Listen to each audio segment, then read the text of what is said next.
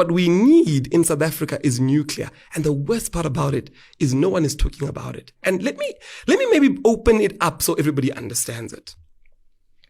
If you want to own electricity, you are in a monopoly of note.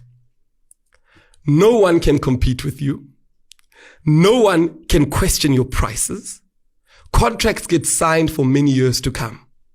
And what these people have done, and I've gotten to the point where I say, if we don't tell young people the truth, we're failing ourselves.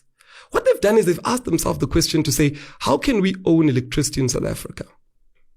They realize that they don't have enough capital to do so. So they go to America, they go to Europe, and they join what I call the climate cult. And I'll explain why this climate change situation is very occultic. Because climate change only works when it comes to Africa. Only Africa should switch off its power stations. Africa, you're going to kill the rest of the world with your coal. Oh, but America and Europe, please, we've got strong winters. We need switch on the coal. We can't let people die. We can't let Asia as well. Asia as well, yeah. We can't let our manufacturing stop. Our GDP is dropping. Please switch on the coal. But Africa, focus on solar. You have the sun. Africa, focus on wind. You have good climate. I mean, go to the bush and build a wind power station. And the danger of this is these men have believed it because the thinking capacity is not there.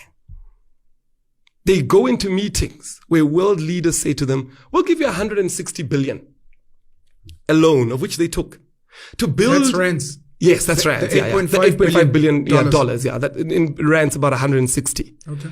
Which you can use to build independent power stations. You own the power stations. So we'll give your government a loan. Then you set up little companies and get that money from your government and you build independent power stations. And these guys say, but our people will never allow it. The unions will never allow it. They'll never allow individuals to own electricity. And immediately they say, oh, no problem. Frustrate them. Get them to the point where they will allow them. Where there's a will, there's a way. And the guys say, okay, how do we frustrate them? And they say, let the ANC start looting Eskom. And a company is set up known as Chancellor House. Chancellor House gets every tender there is to get to build power stations.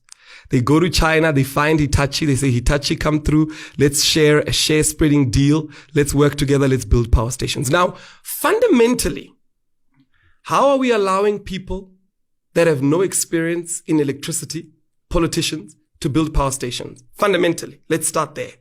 But let's leave that conversation because when I said this to them and when I asked them this, they said to us, so how do you expect us to finance the revolution? And I said, okay, let's leave that conversation.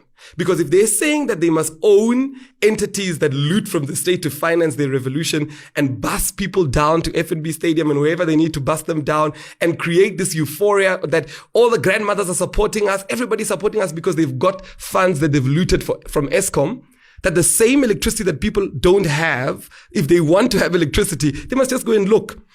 If that's the narrative that they want to push, then let these people become serious about service delivery. The issues we have today at Eskom can all be backdated to a tender that went out to Chancellor House. 38.5 billion